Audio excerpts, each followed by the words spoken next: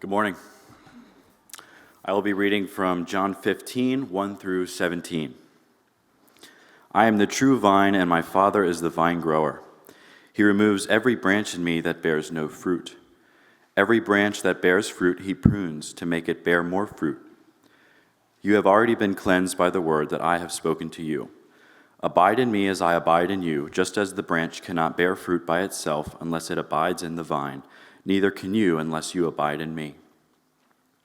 I am the vine, you are the branches. Those who abide in me and I in them bear much fruit, because apart from me you can do nothing.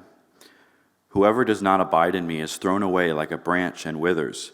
Such branches are gathered and thrown into the fire and burned. If you abide in me and my words abide in you, ask for whatever you wish and it will be done for you. My Father is glorified by this, that you bear much fruit and become my disciples. As the Father has loved me, so I have loved you, and abide in my love. If you keep my commandments, you will abide in my love, just as I have kept my Father's commandments and abide in his love. I have said these things to you, so that my joy may be in you, and that your joy may be complete. This is my commandment, that you love one another as I have loved you. No one has greater love than this, to lay down one's life for one's friends. You are my friends if you do what I command you.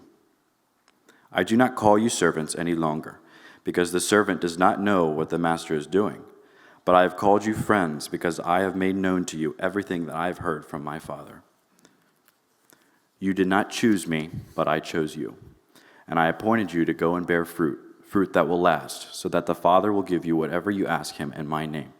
I am giving you these commandments so that you may love one another.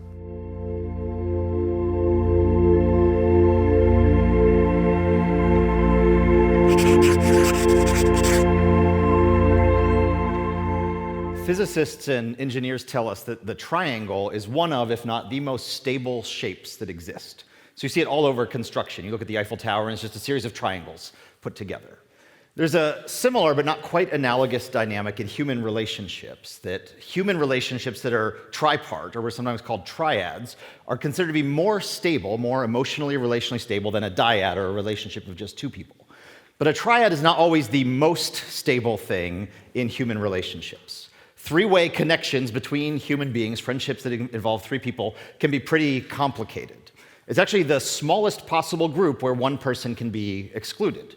If you're in a dyad, you just have a disagreement. But if you're in a triad, one of you can be excluded.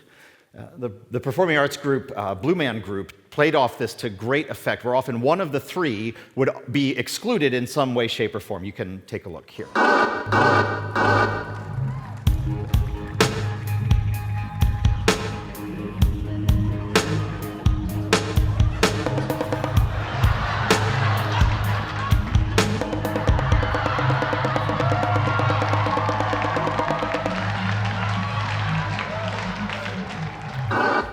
It's no fun to be the odd person out.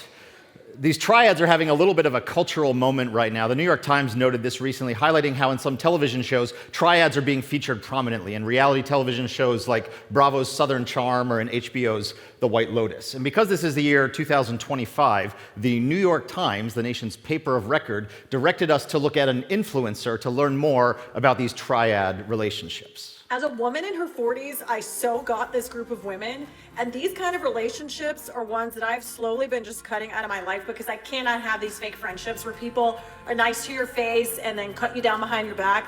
But these kind of friendships, these toxic friendships that continue with women, it's fascinating for me, and I don't want to be in them, I don't have interest in them, but I know so many women who maintain these fake friendships. But thankfully, that's only women, right? Men are doing just spectacularly in the friendship department these days, aren't they? I don't know if you've heard this, but men don't have friends anymore, they have podcasts. And it's easy to joke, but it actually is a serious challenge that society is facing. A couple years back, a psychologist by the name of Niobe Way did a research project looking at young boys as they grow into young men and how it changes their friendships. And this is what she found. She said, during late adolescence, boys begin to lose their closest male friendships.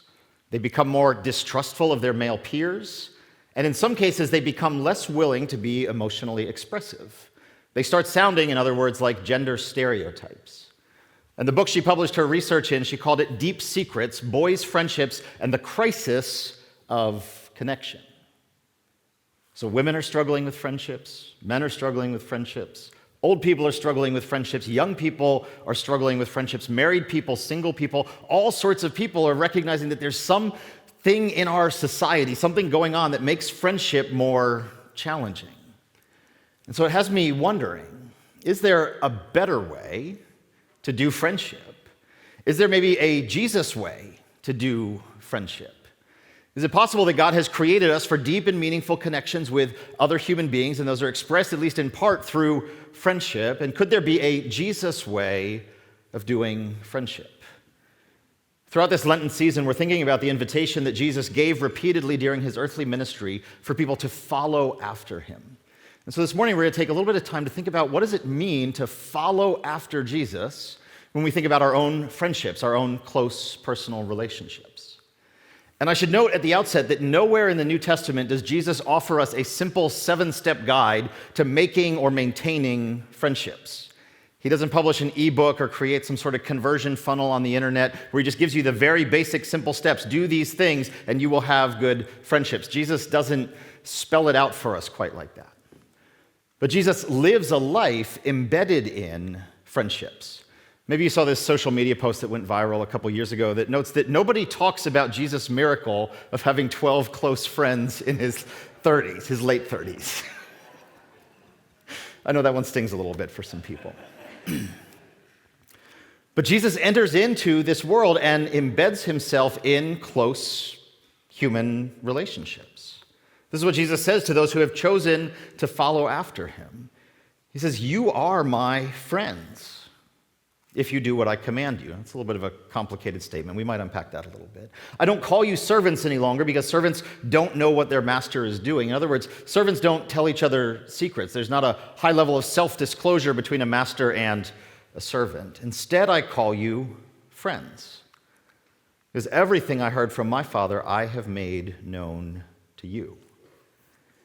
It's not that Jesus enters into one kind of monolithic type of relationship with every human being. He has a closer inner circle. Peter, James, and John, these three, this triad, often with Jesus, they feature prominently. And then Jesus has this sort of outer circle of the 12. The three are included in the 12, but there are 9 others who are often but not always with them. And then Jesus has a broader circle of followers, and then he has onlookers.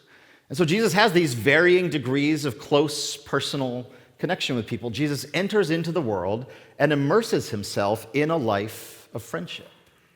And so when Jesus summons us to follow him, he is inviting us to be his friend and also perhaps to engage in friendship the way that Jesus did.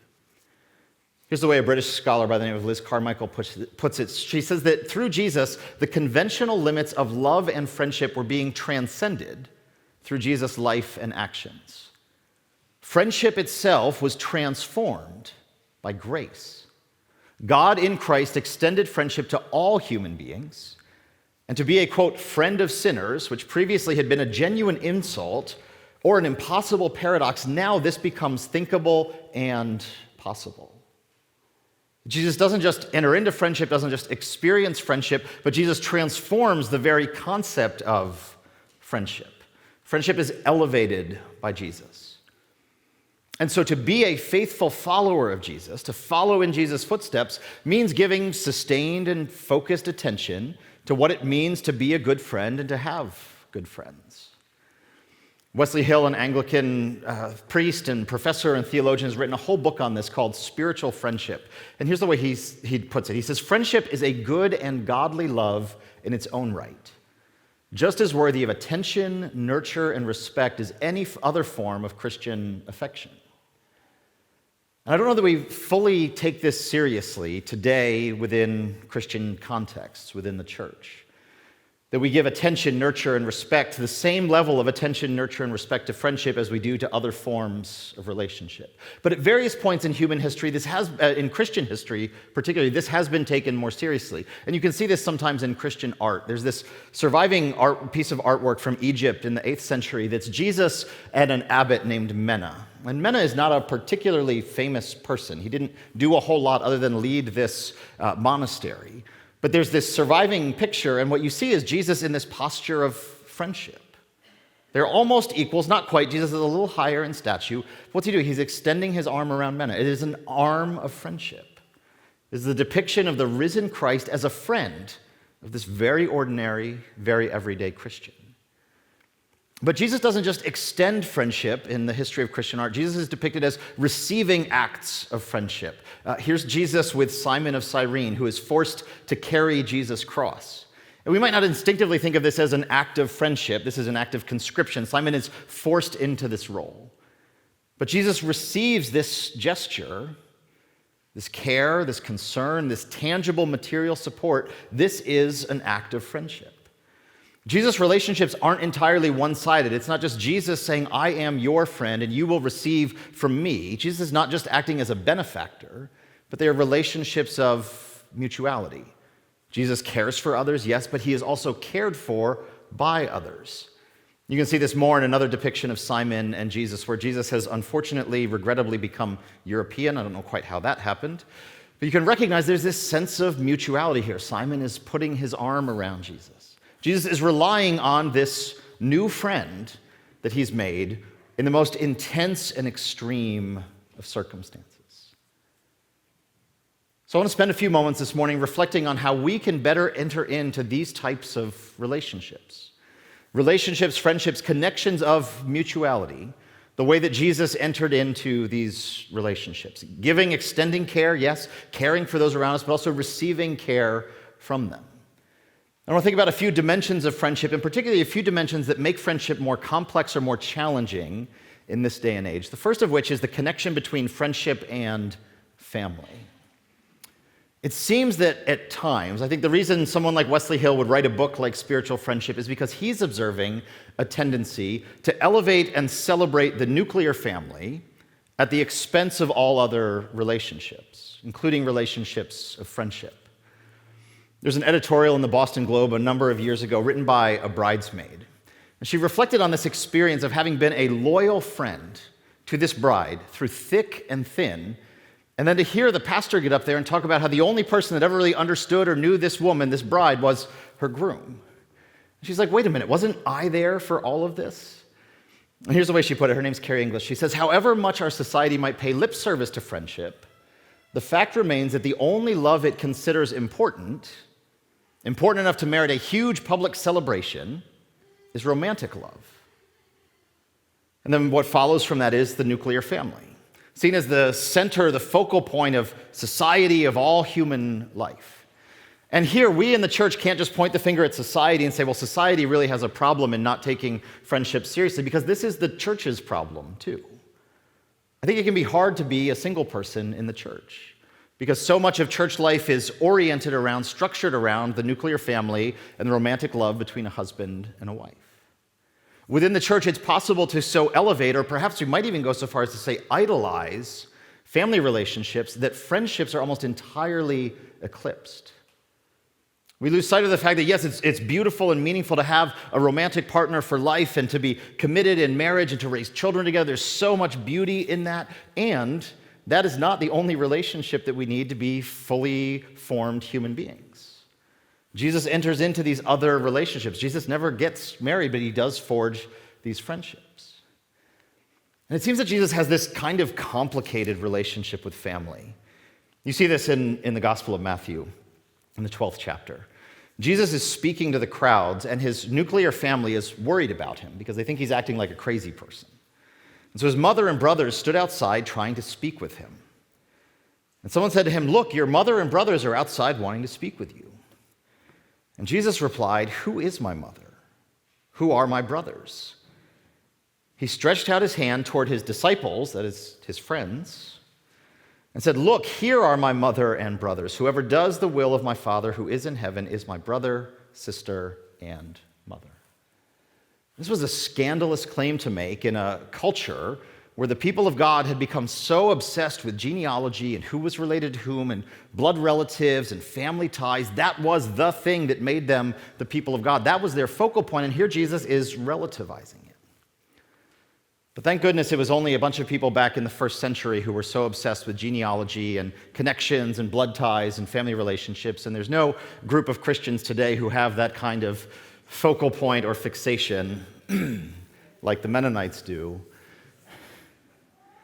So I think we maybe can learn something from Jesus, and perhaps we could categorize this as actually one of the challenging sayings of Jesus, that this cuts against some deeply ingrained impulses within us. That Jesus' willingness to relativize family challenges us today in our elevation of family. Now, this is not the full story, right? We fast forward to the Gospel of John, and Jesus is being executed, and Jesus' mother and his aunt are there, as well as Mary Magdalene, and Jesus sees his mother, and Jesus sees the disciple, the friend whom he loves, likely John. And he said to his mother, "Woman, here is your son." And he said to the disciple, "Here is your mother." And from that time on, this disciple took her into his home. So it's not that Jesus totally denigrates his family. He doesn't totally dismiss them or walk away from them, but he transforms the relationship. And I'll be honest, this is a challenging teaching for me. It is a challenging concept for me because I feel like I have been on both sides of this. Like, I grew up in a very dysfunctional family, and so the church provided this really crucial connection for me. The things that nuclear families are supposed to provide that mine wasn't providing, the church provided so much of that for me. But now I'm in a really healthy family, and I want to spend a lot of time with them because I like them. And so I'd rather hang out with my family than go hang out with my friends. So I feel like I am on both sides of this question. And so I'm not saying this in any sort of harsh or condemning or judgmental way, but just to raise our awareness that part of the way Jesus celebrates and elevates friendship is by pushing back against the tendency to idolize romantic love and the nuclear family. But it's not just family that makes our experience of friendship challenging, it's also our understanding of freedom. Especially freedom understood as the spontaneous ability to do whatever we want at any point in time. Here's the way Wesley Hill talks about it. He says that freedom is a myth that the less encumbered and entangled I am, the less accountable and anchored I am to any particular relationship, the better I'm able to find my truest self and secure real happiness. And it's not hard to see how this idea of freedom strikes at the root of friendship. If you believe that your deepest fulfillment is found only in your personal autonomy, then friendship, or at least what Wesley Hill calls the close kind of friendship that he wants to recommend us, is more of a liability than an asset. Think about Simon of Cyrene being conscripted into being Jesus' friend at a moment of dire need. There are probably an infinite number of things that Simon of Cyrene would have rather been doing than carrying that cross for Jesus, than being a good friend to Jesus. True friendship, meaningful friendship, sometimes involves some sort of limitations of our freedom. It cuts back on our spontaneity. I don't know if you've noticed this tendency the way that I have, but even though we are far more connected than we've ever been in human history, it is really hard to make and keep plans with people. In part because of that level of connectedness. And it seems like for some of us, we are always waiting to see, we'll sort of make a tentative plan here, but we're always waiting to see if maybe something better will come along. This is what was called for a couple of years, I don't know if this is used as much now, but there's this FOMO, this fear of missing out. If I commit to this thing, and that thing is really cool, then I want to be able to cancel on this and go do that. And this is corrosive to friendship. The sense of maximum optionality, I got to keep my options open at all times so I can experience and express my true individual personalized self. This is not conducive to healthy, meaningful, lasting relationships of mutuality. True friendship, meaningful friendship, it entails some voluntary surrender of freedoms. Saying that for the sake of this relationship, me seeking the good of this person, them seeking the good of me, I will make some sacrifices, cut back on some options, so as to invest more fully and deeply in this relationship. So the way that we experience and understand family today makes friendship more challenging. The way that we experience and understand freedom, especially freedom as the sense of being completely unencumbered from any obligation, that makes friendship harder. But all of this, it's worth trying to overcome these obstacles because of the connection between friendship and faith. that Jesus enters into the world. I mean, think about how remarkable this is. If the prologue of the Gospel of John is right, this is the very organizing logic of the universe, the one by whom and through whom, in the language of Colossians, all things were made. This is Jesus, and he enters into this world. And what does he do? He makes friends. He calls some people, he invites them over, he invites them to spend time with them. Follow me, he says. And they build these relationships of mutuality over the course of years. And so Jesus doesn't just show up into the world and unveil a list of do's and don'ts, rules and regulations to follow. He doesn't just enter into the world and make an atoning sacrifice for our sins. He enters into the world and makes friends and invites us to be friends, friends of him and friends of others. Jesus' experience of friendship increases its importance. Faith doesn't flatten out human relationships. There can be this, because of some of the other challenging teachings of Jesus around love for enemies and love for neighbor, there can be this skepticism within Christian faith that says, well, I ought not to be too partial in my relationships. I shouldn't really make too close of friends because then I'm not spreading my love equally around to everyone the way that Jesus wants us to. And there is some value, some validity to that concern. And we have Jesus' own example, where he looks at these three disciples, and these are his inner circle, and he is closest with them, and then this outer circle, and then the rest around him. Jesus is willing to invest differently in different relationships. He extends friendship, he receives friendship. Jesus enters into human friendships and elevates them, and invites all of us to follow after him. And so our faith is, at least in part, understood as friendship. God extending a hand of friendship to us through Jesus, us responding by becoming friends of God through Jesus, and us extending friendship to those around us and entering into meaningful relationships where we seek the good of others and allow them to seek our good, where we extend help and we receive help. A life of faith is a life of deep and meaningful friendship. And so all throughout this Lenten season, we are celebrating communion together at the end of each service. And so we're going to come and partake of these elements together. And as you do, I invite you to think about the fact that you are invited to this table, not as a servant of Jesus, not even just as a house guest of Jesus, but as a friend of Jesus. That you are invited to come, to take, to eat in a meal of fellowship. Jesus is extending hospitality to us, seeking to call us friends and to demonstrate his friendship to us.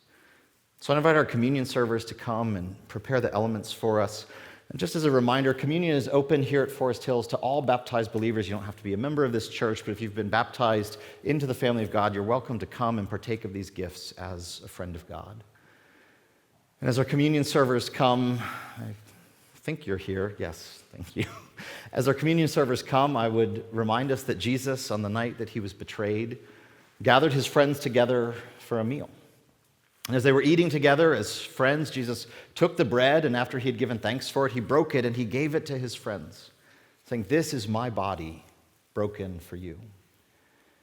And in the same way, Jesus took the cup, and after he had given thanks for it, he gave it to his friends, saying, "This is my blood of the new covenant, shed for you and for many for the forgiveness of sins." So as often as we eat of this bread and drink of this cup, we proclaim the death and resurrection of our friend Jesus until he comes again.